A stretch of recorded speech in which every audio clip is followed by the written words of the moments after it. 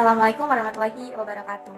Halo, perkenalkan nama saya Febriana Nurkalisa dengan NPM 22130320060 dari Prodi PPKN.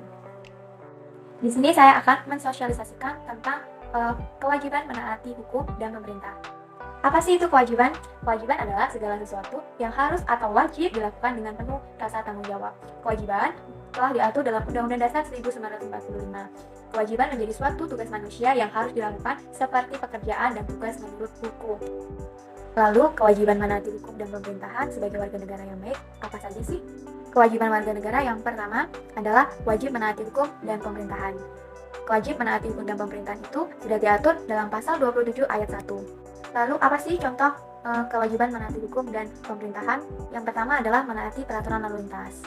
Dan yang kedua adalah membayar pajak.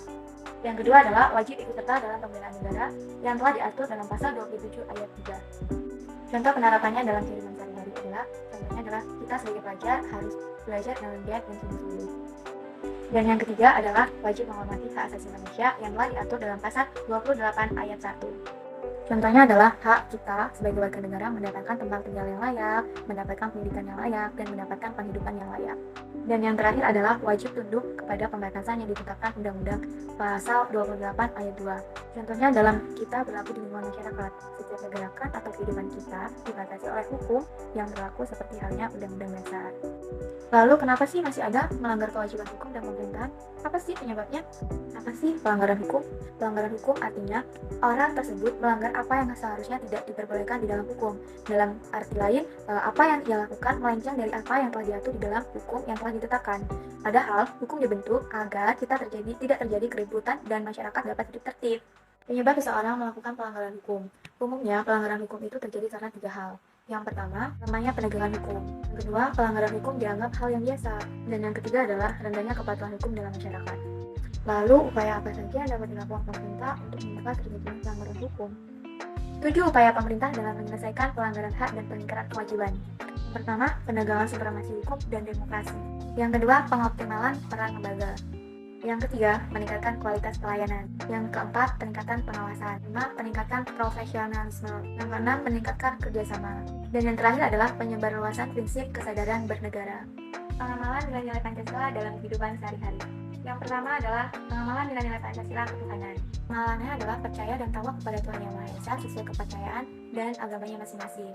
Mengembangkan sikap saling menghormati dan kebebasan menjalankan ibadah sesuai agamanya masing-masing. Yang kedua adalah pengamalan nilai Pancasila kemanusiaan.